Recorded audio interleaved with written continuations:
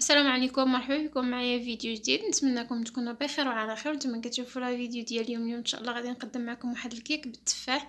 كيجي لذيذ بزاف، كيجي خفيف وبنين. نتمنى منكم انكم تجربوه. على بركه الله غادي نمشيو نشوفوا المقادير وطريقه التحضير. خليكم معايا حتى لاخر الفيديو. ما تنساوش بطبيعه الحال واحد اللايك لهذا الفيديو الى عجبكم، وتبارطاجيوه مع العائله والاصدقاء. نبقاو في المكونات وطريقه التحضير.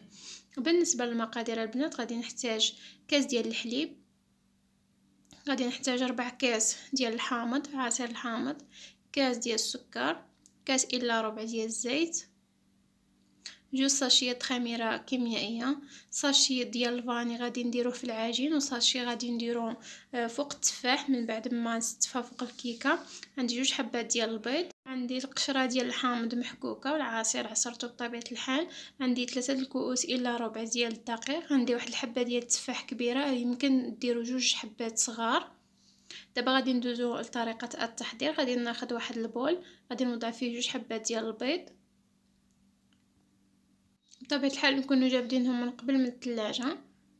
غادي نضيف كاس ديال السكر 150 غرام، وغادي نضيف كذلك كاس ساشي ديال الفاني من وزن 7.5 غرام، وغادي ناخذ الباطو غادي نطلع به البيض مزيان مع السكر حتى كيطرب مزيان كيف غادي تلاحظوا معايا. وكيضاعف الحجم ديال الخليط وكيرجع الخليط كريمي. ضروري هاد المرحله هكا في الكيك باش كيجينا الكيك خفيف ومهوي واسفنجي من الداخل. وإلا ما كانش ماشي ضروري، يمكننا نطلعوا كذلك البيض والسكر في الكاس ديال المولينكس. كنستمر البنات حتى كنطرب الخليط مزيان ديال السكر مع البيض وكيتضاعف الحجم ديالو.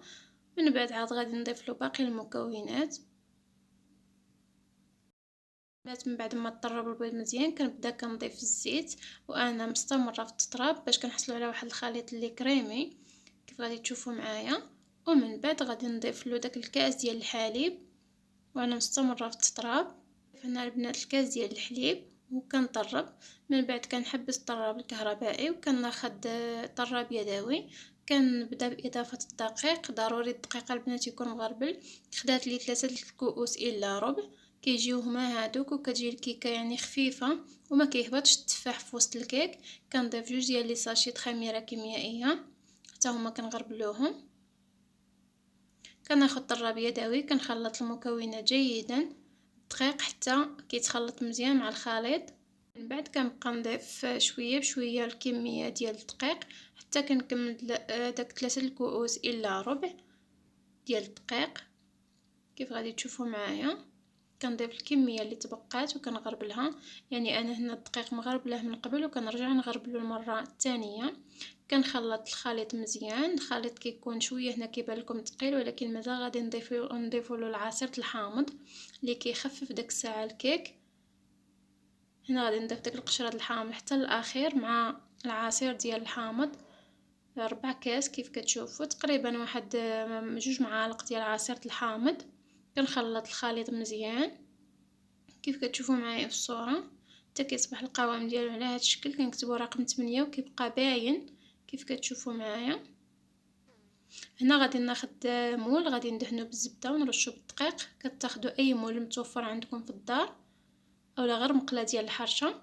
غادي نفرغ فيه الخليط كيف كتشوفوا كيكون على هذا الشكل هذا.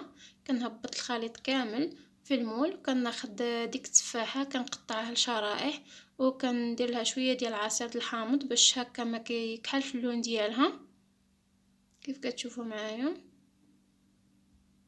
هنا البنات غادي ناخذ داك التفاحه قطعتها لشرائح وغادي ندير لها العصير ديال الحامض وغادي نخلطها كيف غادي تشوفوا معايا.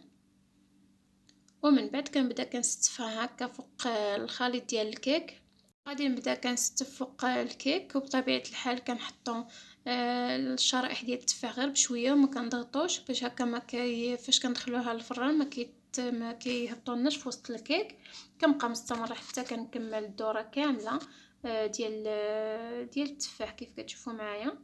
انا هنا التفاحه عندي كبيره، يمكن لكم ديروا غير جوج تفاحات هكا صغارين. كنبقى مستمره حتى كنكمل الدوره كامله البنات ديال التفاح كيف كتشوفوا معايا على هذا الشكل هذا. ومن بعد غادي ناخذ شويه ديال الزبيب غادي نديرو من الفوق وكناخد داك الساشي ديال الفاني نديرو من فوق التفاح، وكندخلها للفران اللي كيكون بطبيعة الحال بارد، ما كيكونش مسخن من قبل كيف غادي تلاحظوا معايا. هذا هو الكيك ديالنا من بعد ما استفت فيه الكميه ديال التفاح كامله.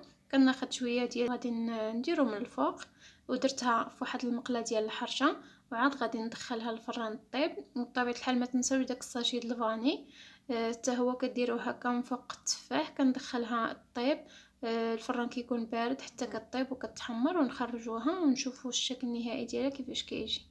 البنات من بعد ما طابت خرجتها من الفران، كتجي محمره وكتجي طالعه ومنفوخه كيف كتشوفوا غير بجوج بيضات، والتفاح كيف ما استفناه كيف ما كيبقى في البلاصه ديالو. هنا زولتها من الليمون من بعد ما بردات، غادي ندهنها بشويه ديال المربى، غادي نزينها بشويه ديال اللوز ايفيلي محمر. هنا البنات كيف ما قلت غادي نزينها بشويه ديال اللوز ايفيلي محمر اولا كاوكاو في الجوانب هكا في الوسط، وغادي نخليها حتى غادي تبرد، وغادي نقطعها معكم باش نشوفوا الشكل النهائي ديالها كيفاش كيجي من الداخل. بنات الكيك من بعد ما قطعته كيجي خفيف، كيجي رطب، وكيجي بالمذاق ديال الحامض والتفاح، كيجي فيه واحد المذاق رائع. نتمنى منكم ان تجربوه. كيف كتشوفوا كيجي الكيك خفيف بزاف وكيجي بنين بطريقه اللي سهله وكتجي ناجحه. نتمنى منكم انكم تجربوها وتنال الاستحسان ديالكم. ما تنساوش الى عجبكم لا فيديو تبارطاجيوه مع العائله والاصدقاء، تشتركوا في القناه ديالي كنتو اول مره تشوفوا القناه ديالي، تشجعوني بواحد اللايك لهذا الفيديو وبارطاج مع العائله والاصدقاء. خليتكم على خير والى فيديو قادم ان شاء الله. مع السلامه.